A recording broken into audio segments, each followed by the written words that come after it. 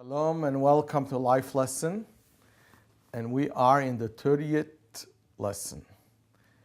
We are in the middle of the book of Leviticus, known as Chumash Vayikra.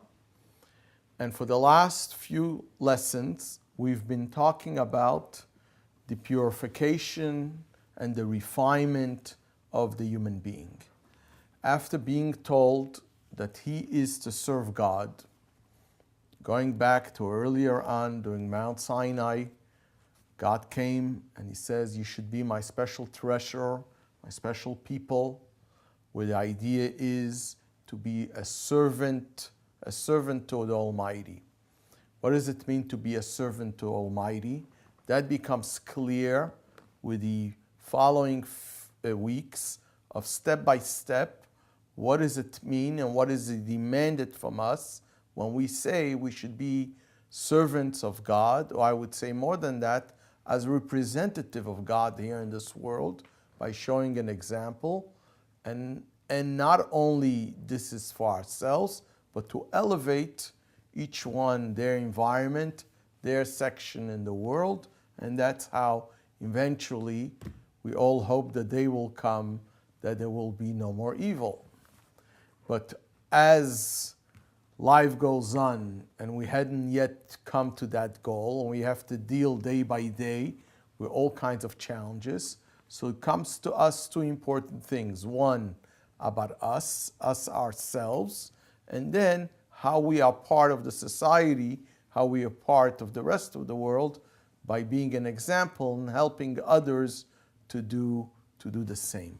So we saw earlier on that the idea of kosher, that there's certain things we're allowed to eat, certain things we're not allowed to eat. So in other words, that has to do with things that come inside us.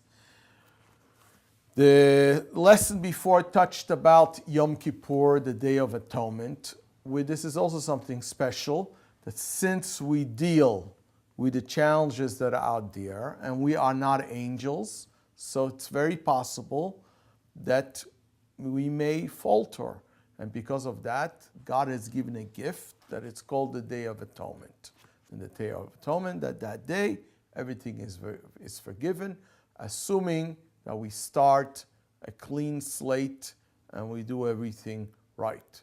It's not a game that you sin and you ask forgiveness, and then you sin and you ask forgiveness. But it's much more so. It's to show us how merciful God is, that He's willing to forgive if we really mean it. If we're serious, He will give us a second chance. And that's something important to know.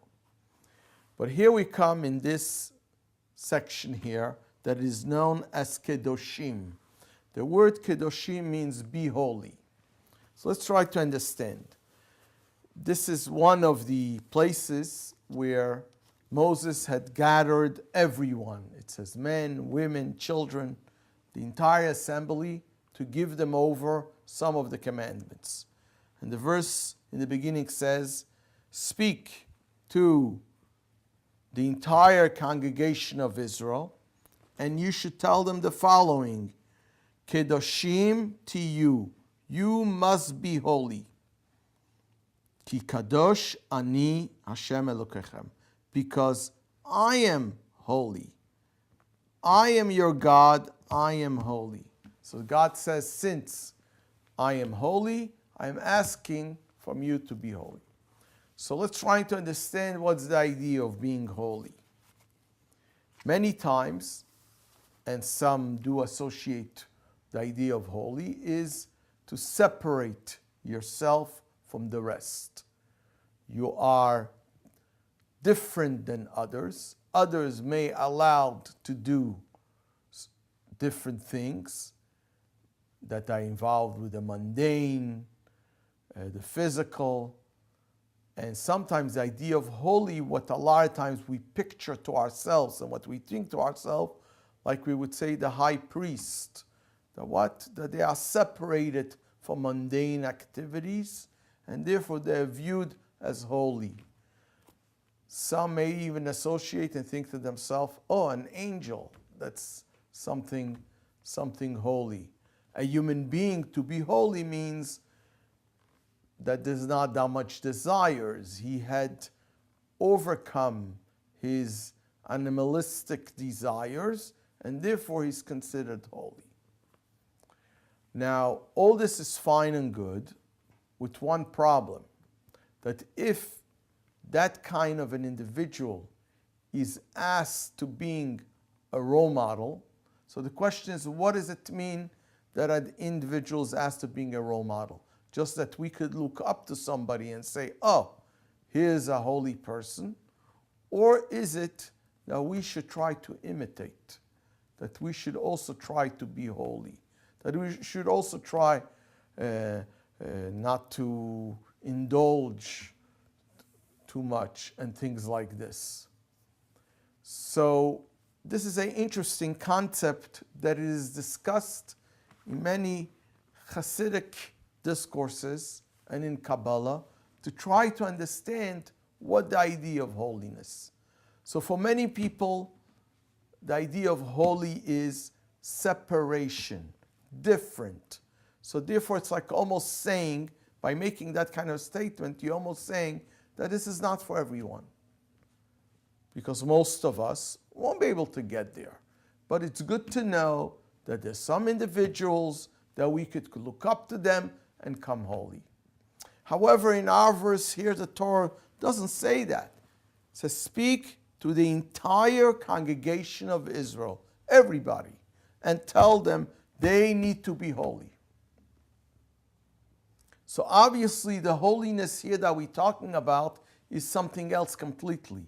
Is while we are involved in mundane things, elevate the mundane into holiness.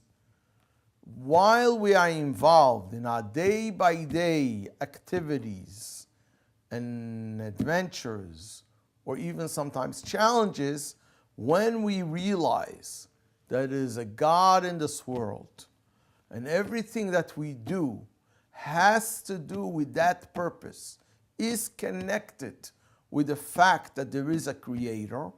So even when I do something that are not connected directly with something divine, with something godly, but we have to have in mind that I'm doing it for the purpose of God.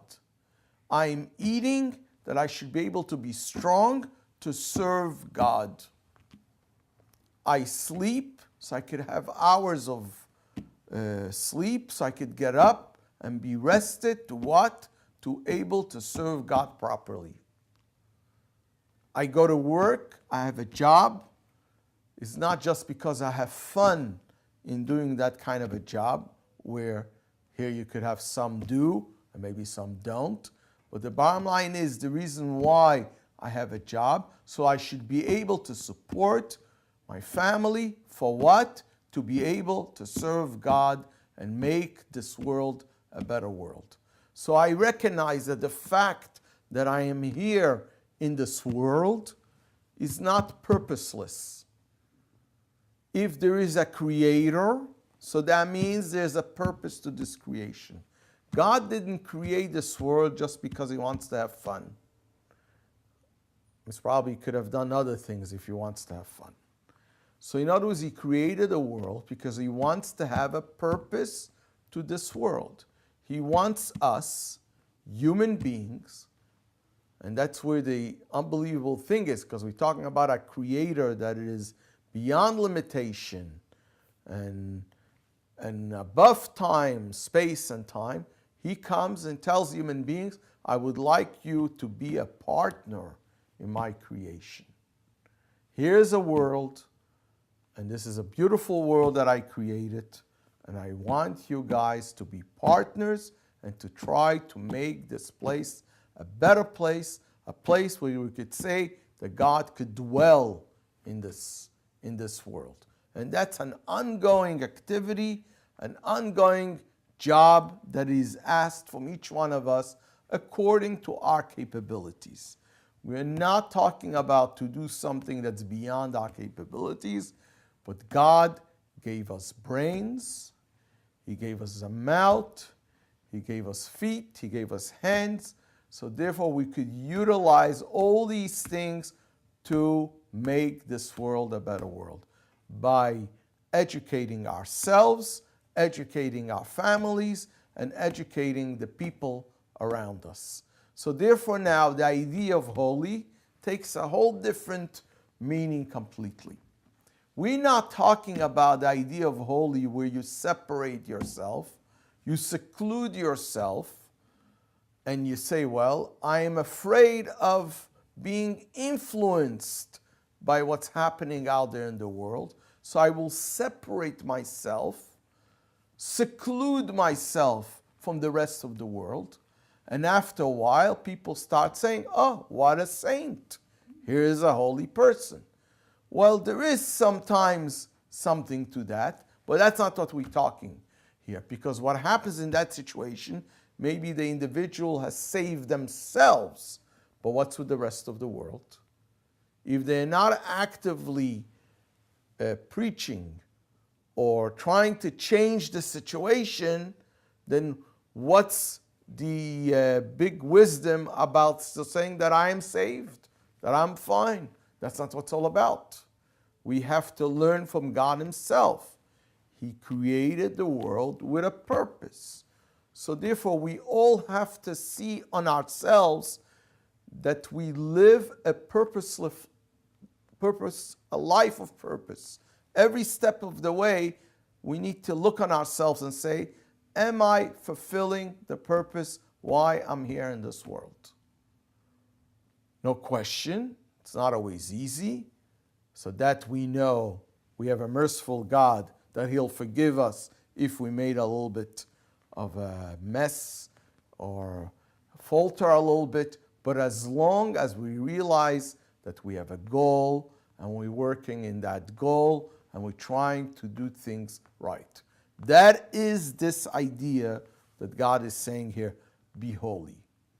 Then, when we look about the situation, about what does it mean to be holy here?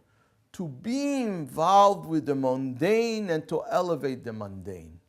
When you take a piece of food and before you eat it, you make a blessing. When you make a blessing, you're then making a statement that this really belongs to God. And you're asking for God that you should be able to live better, and this food should help you to be stronger. There's a strong statement in the Talmud, and the Talmud says as follows, that if a person that eats and he does not make a blessing before he eats, it's like they're stealing from God. This is a very strong statement, because the person can say, well, what do you mean I'm stealing from God? I worked hard. I earned money, I went to the store, I paid for this, it is mine. So now it's up to me. If I want to make a blessing, I'll make a blessing. I don't want to make a blessing, I won't make a blessing. So, but when we think a little bit deeper about this and we realize that all that was from God, the reason why I was successful and able to make some money to go buy food because God arranged it that it should be that way. So part of my thanks to God is that when I take a piece of fruit or food or whatever it is, I am blessing the God, the creator of the world, for creating this wonderful apple or pear or whatever am I eating, the fish, the chicken, the salad. So that's regarding food. And regarding anything else that we do, that becomes very important. There's a verse that we're going to see later on in a few lessons. A verse that says, "Ubeirachecha Hashem," God will bless you, "b'choil asher taseh," in everything that you shall do. God will bless you in everything that you shall do. We learn from it something very important. God's blessing is there, but we need to create a vessel. We need to do something that the blessing should come. A person could talk and talk a whole day about winning the lottery. But if he's missing something important, he never bought a ticket. So if he never bought the ticket, so you could talk and talk about winning the lottery, but it means nothing. You need to do something. You need to create something. A person could talk and talk about having money, but if you didn't put the money into an account, you didn't do anything, then it's easy to lose it too. So in other words, you have to have a vessel. Another way of looking on it is a vessel allows you to put water in, to contain. You have to have a receiver. When you have a receiver, then the blessing comes in. So God comes and says, and this is something important to understand, you can't sit on the roof with your hands folded and say, God, I love you. I believe in you. Now provide. I'm sitting here on the roof, not planning to go to work.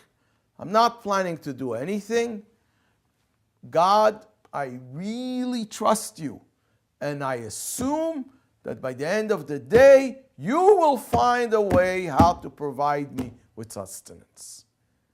Well, you could say, wow, what's such a great believer? But that's not what God wants. God says, not necessarily. If you do that, I don't know if I'm going to help you. You want to be helped, you need to do something. When you do something, go out there and you have a job or you do things, you create a vessel, I will find a way how to fill up that vessel. I will find a way how to help you. So this is a very important point. So in other words, in this partnership of making this world a better world, we are placed in this world. It's not just to be great believers and to love God, but it's even a step further than that. We need to do something.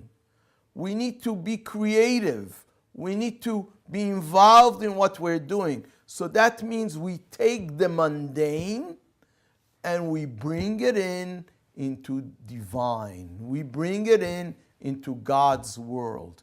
That's what our job day by day. There's holy sparks all over the world. Our job is to collect them, to refine them, and to elevate them and bring it back to the source. And that's what the day-by-day activity. And this is in a deeper sense what the idea of holy is here. Because it's easy to say to ourselves, from a holier point of view, I am afraid about what's going on out there in the world.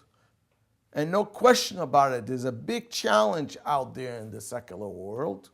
So, you know what? I'm going to walk with my eyes closed. I don't want to see what's going out there.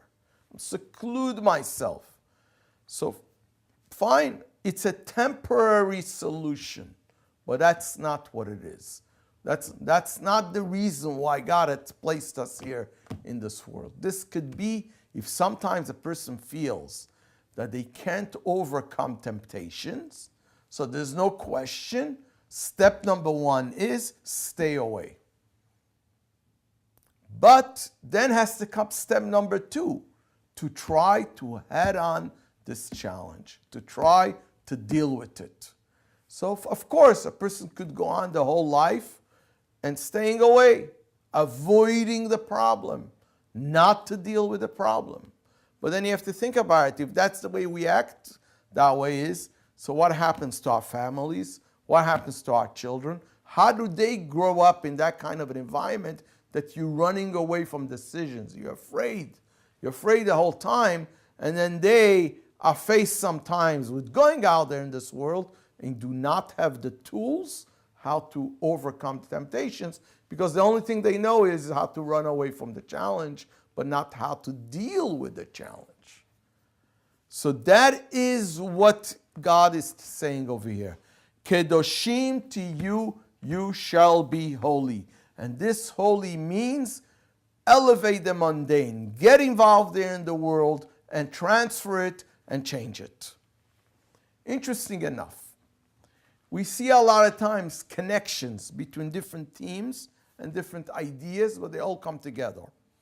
after God says this to the Jewish people here in Parashat Kedoshim, in this section known as Kedoshim, holy, he says as follows: Ish imo ve'aviv tirau. Every human being should fear their parents. And then, ve'et shabtotai tishmou. You should keep my Shabbat. The Shabbat, the seventh day that I've told you that you should keep it, make sure that you observe my Shabbat because I am God. In the beginning, these are the first 3 verses of this section. So first he comes and makes a statement, be holy because I am holy. Then he says, you need to respect, everyone must respect his mother and his father. And then he speaks about the Shabbat. So many commentators speak about what is the connection. We know about this. This has been spoken many times. But in this context, what is the relation here? And this is something interesting here. If an individual wants to be successful in the idea of holiness, and as explained in elevating the mundane, not to separate yourself, but in the world that we live, we take things and we turn into holiness, that doesn't happen by itself. This happens through education. So a father and mother becomes very important. So therefore the next thing it says, don't forget, there is a process here. It's not that we wake up one day and all of a sudden we're trying to figure out what to do. If in a situation where it's done properly, because unfortunately we do know that there's a situation that it is not that way, but in a proper situation there is parents involved. And when there's parents involved, they grew up on a certain system of values, of education, of the proper faith and belief, that they could be strong by giving this to their children.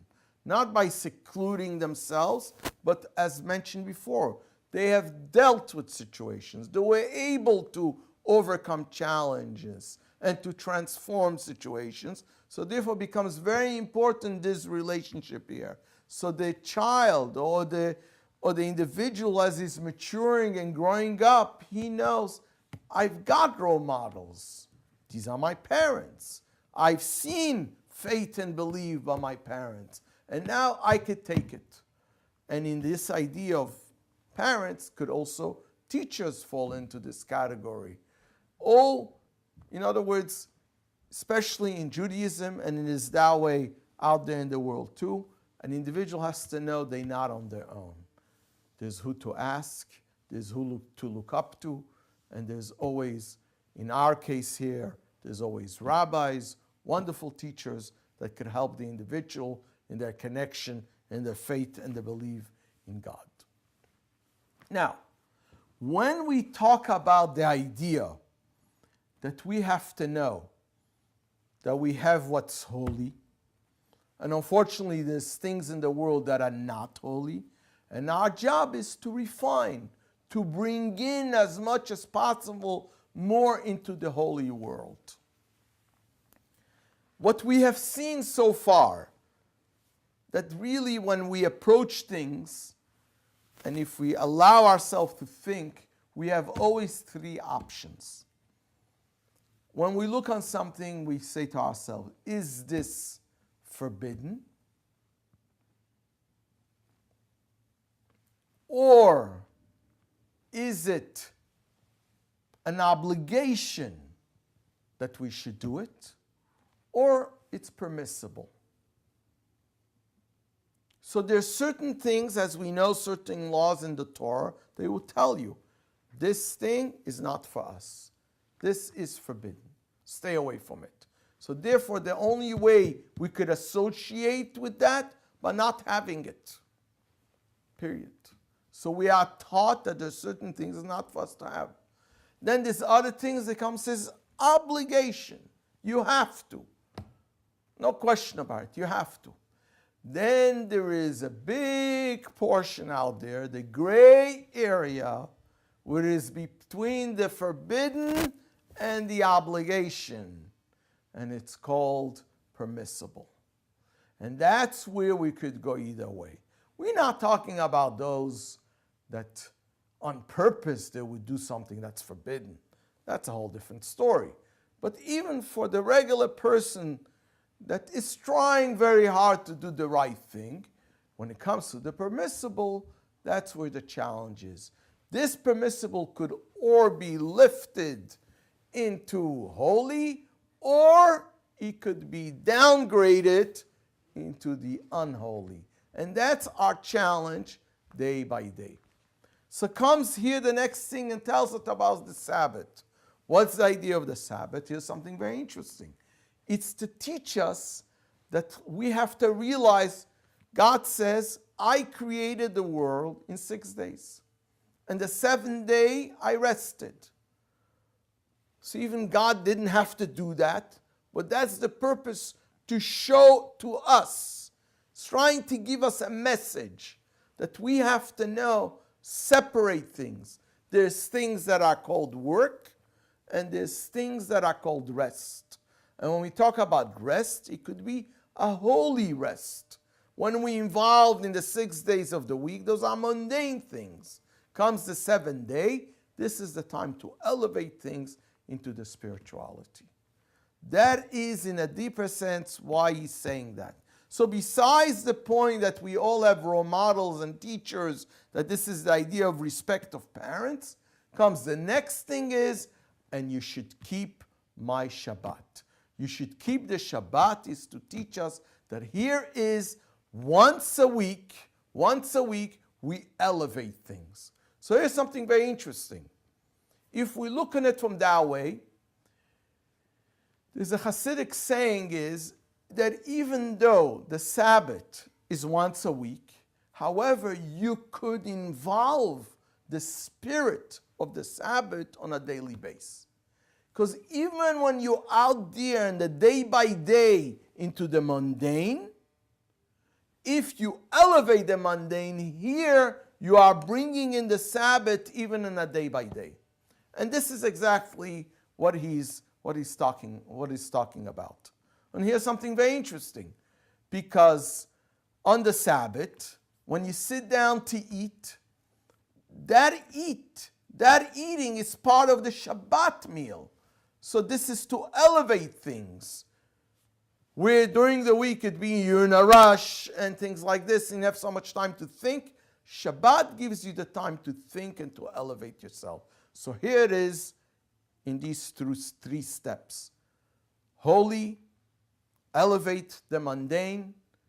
You need help. You have teachers, you have parents. And then the goal is to bring the Sabbath in our day-by-day lives. And that should help us that very soon the entire world should be in that kind of a situation. No evil, only good things. And then we should witness to see that in our days.